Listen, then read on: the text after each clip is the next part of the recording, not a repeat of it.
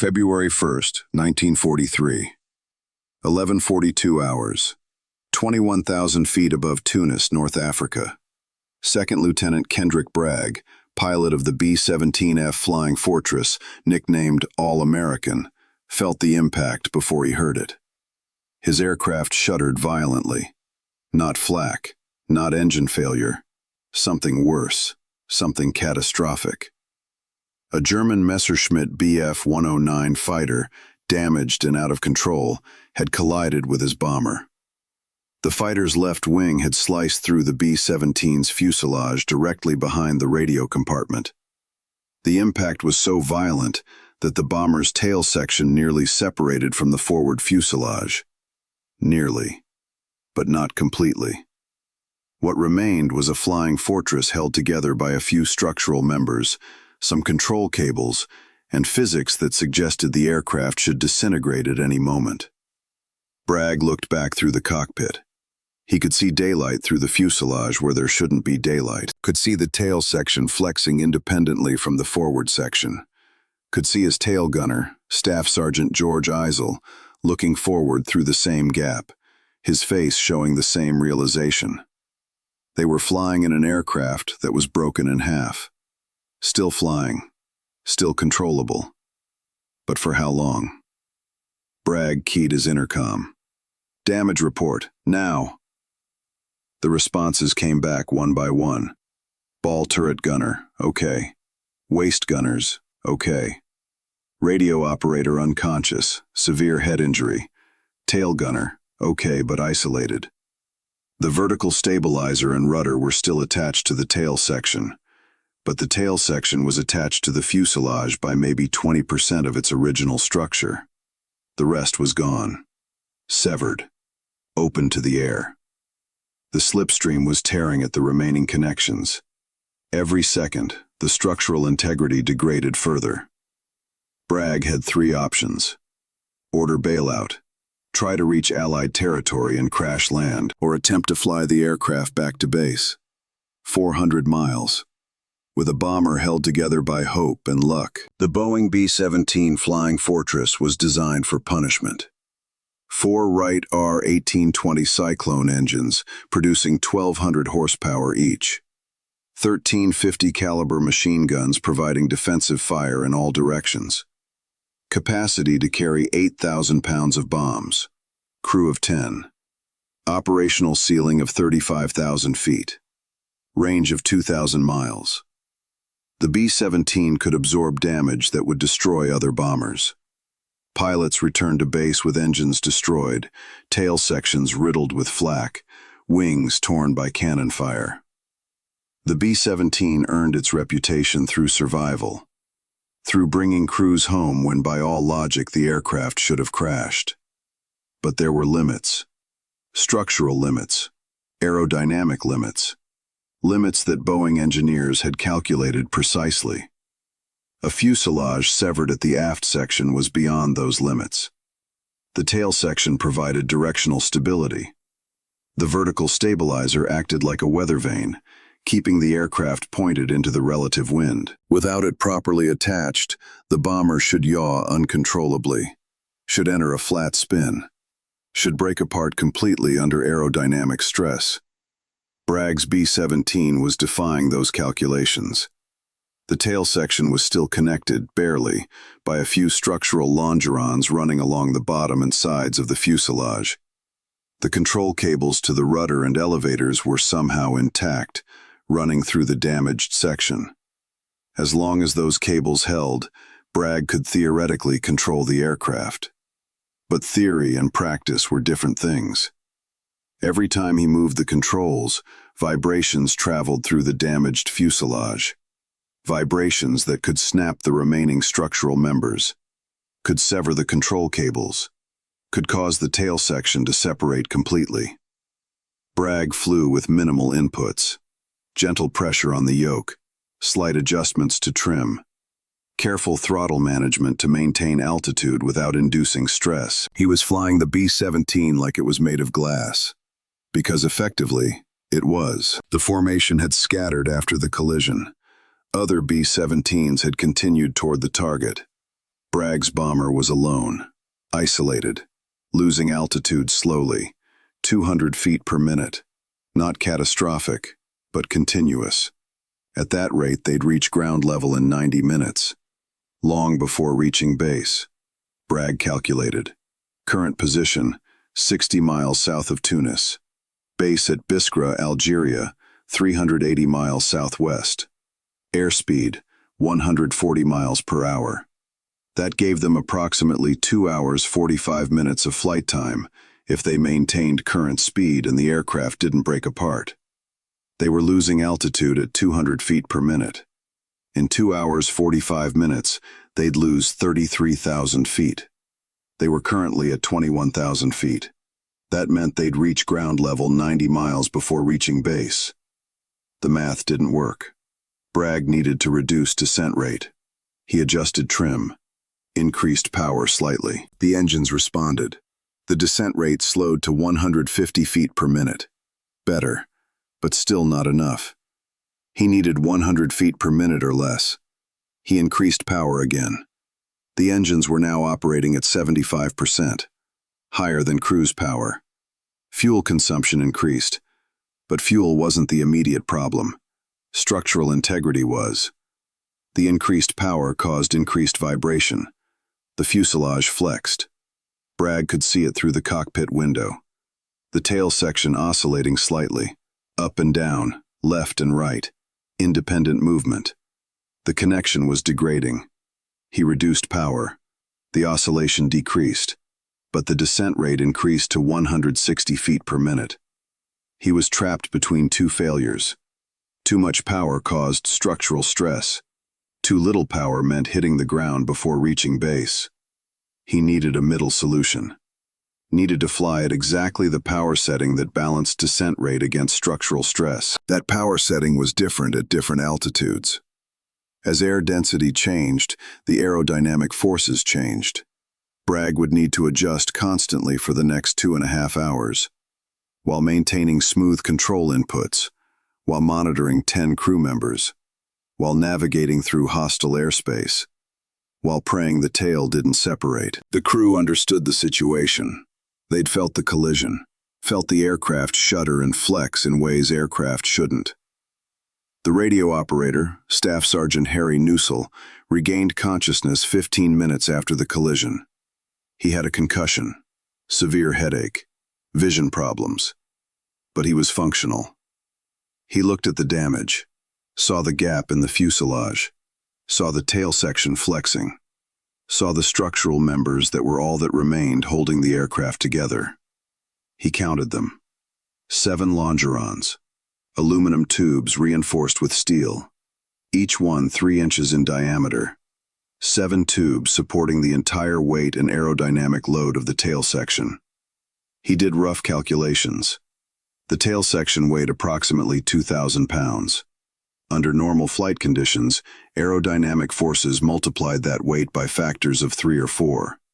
7 tubes supporting 8,000 pounds of force, maybe more during maneuvers. The tubes were designed to share load among hundreds of structural members. Now they carried the entire load. Nusel didn't need to be an engineer to understand.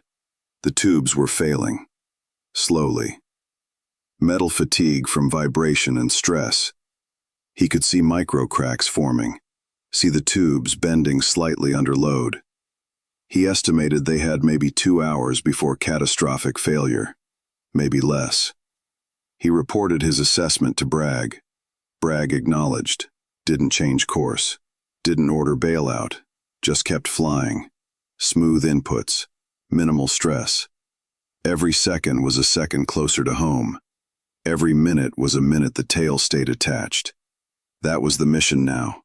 Not bombing targets, not fighting Germans, just flying, just surviving. Just proving that impossible sometimes means improbable. Staff Sergeant George Eisel, the tail gunner, was isolated. The collision had severed the walkway between the tail section and the forward fuselage. He couldn't reach his crew, couldn't evacuate if ordered, couldn't do anything except remain at his station and wait. He could see the damage clearly, could see the gap, could see how the tail section moved independently, could see that he was riding in a section of aircraft that was barely attached, that could separate at any moment, that would fall 20,000 feet if it did separate. Eisel had a parachute. He could bail out, open the tail access door and jump. But he didn't. He stayed. Partly because orders hadn't come to evacuate. Partly because leaving felt like abandoning his crew. But mostly because he believed Bragg could get them home. Believed the B-17 could survive. Believed that American engineering and pilot skill could overcome the damage. That belief wasn't irrational optimism. It was calculated faith based on experience. Eisel had flown 23 missions, had seen B-17s return with impossible damage, had seen pilots land aircraft that shouldn't have flown, had seen crews survive situations that should have killed them. He'd seen the B-17 earn its reputation. Now he was betting his life that the reputation was accurate. He monitored his position, watched the fuselage flex, watched the structural members bend, watched the gap widen and narrow with each vibration. He didn't panic, didn't pray, didn't think about what would happen if the tail separated. Just watched, monitored, waited. That was his job. Tail gunner, last man on the aircraft, the one who saw everything behind them, the one who watched their six. Now he was watching their structural integrity, watching to see if the tail would hold, watching to see if Bragg's flying was smooth enough, watching to see if they'd make it home. 90 minutes into the flight, the formation was gone. Other B-17s had completed their bombing runs and returned to base. Bragg's aircraft was alone.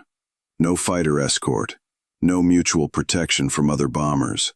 Just one damaged B-17 flying through hostile airspace at diminishing altitude.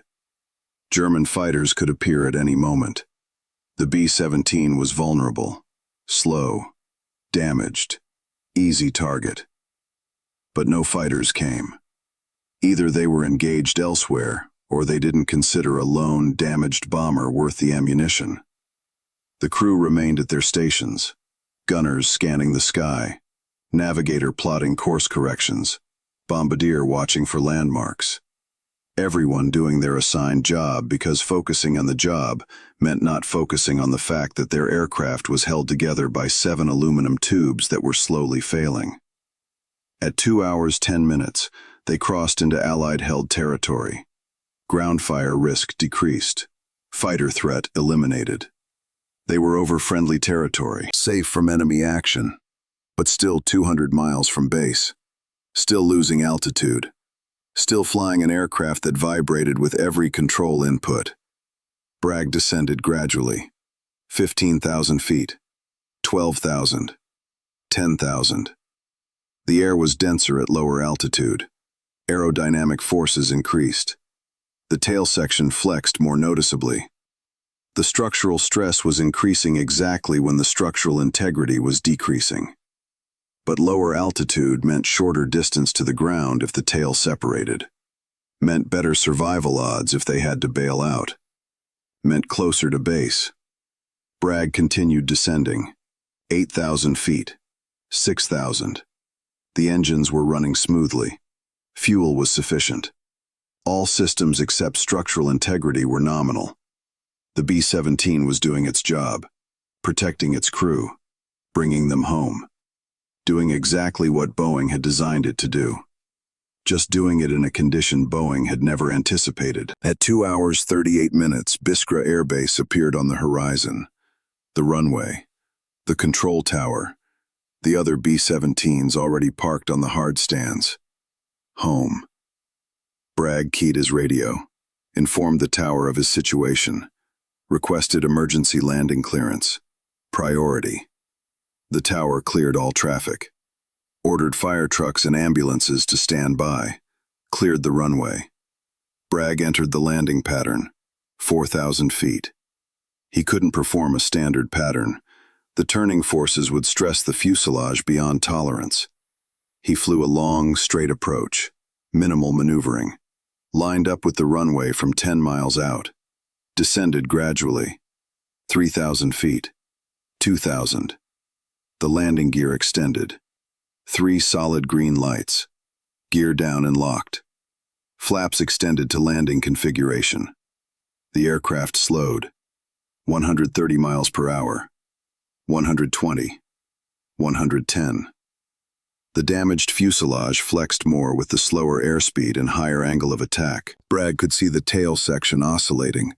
The control cables were vibrating visibly. 1,000 feet. 800. The runway was close. Fire trucks were positioned alongside. Emergency crews were ready. 600 feet. 400. Bragg held the descent rate steady. No sudden corrections. No jerky movements. Just smooth, gradual descent. 200 feet. 100.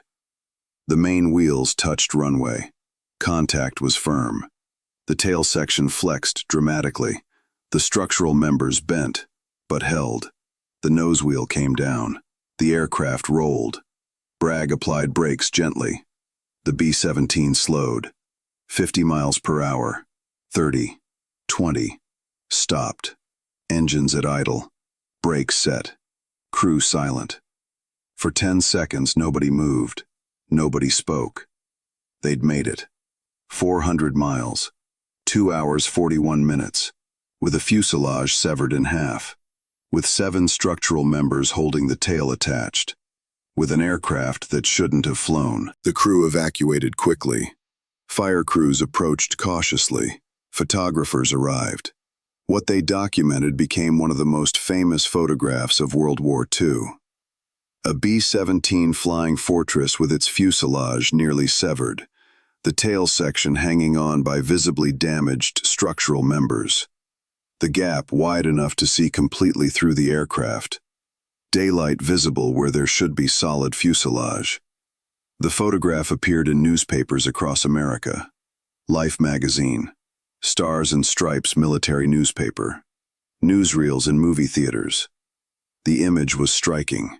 Undeniable proof that American aircraft and American crews could survive impossible damage. The photograph became symbolic. Evidence that the bombing campaign could succeed. That losses could be survived.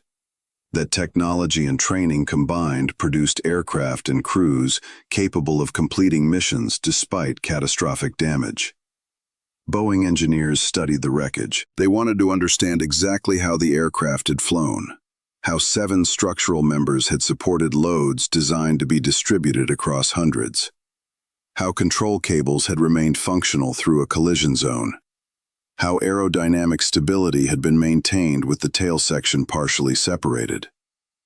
Their analysis appeared in a classified report dated March 1943. The conclusion was technical but clear. The B-17's structural redundancy had saved the aircraft. Multiple load paths meant that even with primary structures destroyed, secondary structures could carry essential loads. The aircraft had been designed with failure tolerance, not intentionally for this specific failure, but the general design philosophy of over-engineering every component meant that catastrophic damage wasn't necessarily fatal. The engineers calculated that the 7 remaining longerons had been operating at 180% of their designed load capacity. They should have failed. The metal fatigue analysis suggested they should have fractured after approximately 90 minutes. Bragg had flown for 2 hours 41 minutes. The longerons had exceeded their calculated limits by 71 minutes. The engineers couldn't explain why. Could only document that American engineering margins were conservative enough that components could exceed design limits and still function. Lieutenant Kendrick Bragg was awarded the Distinguished Flying Cross. The citation mentioned extraordinary achievement while participating in aerial flight, and heroism and extraordinary achievement while serving as pilot of a B-17 aircraft severely damaged by enemy action. It didn't mention that he'd flown for nearly 3 hours with an aircraft that shouldn't have been controllable, that he'd made constant micro-adjustments to power and trim to balance structural stress against descent rate. that he'd navigated 400 miles through hostile and friendly airspace with minimal instruments and maximum stress. The citation couldn't capture that. Couldn't describe the sustained concentration required to fly smoothly for 3 hours, knowing that any jerky movement could cause catastrophic failure. Couldn't quantify the leadership required to keep a crew functional while their aircraft disintegrated around them. Bragg didn't speak publicly about the flight until 1987, 44 years later. He was interviewed for a documentary about B-17 operations in North Africa. The interviewer asked what he remembered most about February 1, 1943. Bragg thought for several seconds before answering. "I remember how quiet the crew was. After the initial damage report, nobody said anything unless it was operationally necessary. The intercom was silent. Everyone just did their jobs. The gunners watched for fighters that never came. The navigator calculated course corrections. The engineer monitored fuel and systems. Everyone contributed to getting us home. I flew the aircraft, but they flew the mission. That's what I remember. Not the damage, not the fear. Just professionals doing their jobs under impossible circumstances." The B-17F, all-American, never flew again. The damage was too extensive. The fuselage was beyond repair. The airframe was stripped for parts. Engines, instruments, guns, anything salvageable was removed and used to repair other B-17s. The fuselage itself was cut apart and scrapped. No museum preserved it. No memorial marks its location. Only the photographs remain. Grainy black and white images showing an aircraft that flew when it shouldn't have. The crew flew 24 more missions together. They completed their tour in July 1943. All 10 crew members survived the war. That was unusual. Bomber crew survival rates were 33% in 1943. 2 out of 3 crews didn't complete their 25 mission tours. They were killed in action, captured, or too wounded to continue flying. Bragg's crew beat those odds. Survived every mission after All-American. Survived the war. Returned home to families who would never fully understand what they'd experienced. Staff Sergeant George Eisel, the tail gunner who rode home in the separated tail section, was asked in 1990 if he'd been scared during the flight. He was 68 years old, retired postal worker, living in Pennsylvania. He said, "Scared isn't the right word. I was aware that I was in a section of aircraft that could separate at any second. Aware that if it separated, I'd die. But I was also aware that Bragg was flying smooth, that the vibrations weren't increasing, that we were getting closer to base every minute. Fear requires uncertainty. I wasn't uncertain. I knew either we'd make it or we wouldn't.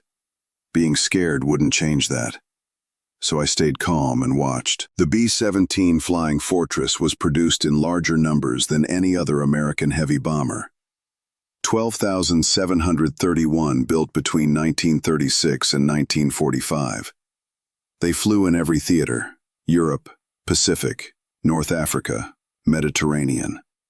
They bombed Germany, Japan, occupied territories, enemy shipping, industrial targets, transportation networks. They dropped 640,000 tons of bombs during the war, more than any other American aircraft. But the B-17's legacy isn't measured in bombs dropped or targets destroyed. It's measured in crews brought home, in survival rates that exceeded expectations, in stories like All-American that proved American engineering produced aircraft capable of surviving impossible damage. The men who flew B-17s are mostly gone now. The youngest World War II veterans are in their late 90s. The B-17 crews, who were typically in their early 20s during the war, would be over 100 years old if still alive. Most aren't. They've passed. But before they died, they told their stories. To their children, to historians, to documentary filmmakers, to anyone who would listen. They wanted the world to know what the B-17 was, what it did, how it saved them. Kendrick Bragg died in 2006, 86 years old. Heart failure. Natural causes. He'd lived 63 years after flying All-American home with its fuselage severed. 63 years of remembering that flight, of knowing that he'd done something impossible, of carrying that knowledge privately because explaining it to civilians was difficult. They couldn't understand what it meant to fly an aircraft held together by 7 tubes, couldn't grasp the constant vibration, the visual of seeing the tail section flex independently, the knowledge that any moment could be the moment of catastrophic failure. They couldn't understand because they hadn't been there, hadn't felt it, hadn't lived it. The photograph of All-American still circulates on social media, in aviation museums, in documentaries about World War II bombers. People see it and react with disbelief, ask if it's real or doctored, ask how the aircraft could possibly fly in that condition. The answer is engineering, American engineering. Boeing's design philosophy of structural redundancy and overspecification, combined with pilot skill. Bragg's ability to fly smoothly under extreme stress, combined with crew discipline. 10 men doing their jobs despite knowing their aircraft was failing. That combination, engineering plus skill plus discipline, is how All-American flew home. It's also how America won the air war. Not through superior numbers alone, not through better tactics alone, but through producing aircraft that could absorb punishment and crews that could fly them anyway. The B-17 wasn't the fastest bomber, wasn't the most heavily armed, wasn't the longest range, but it was the toughest. Could take damage that destroyed other aircraft, could bring crews home when other bombers would have crashed. That toughness was intentional. Boeing engineers had designed for survival, had overbuilt every component, had created multiple load paths and redundant systems, had tested to destruction and then added safety margins. They'd created an aircraft that could be broken in half and still fly home. They didn't know that when they designed it, couldn't have predicted that specific failure mode.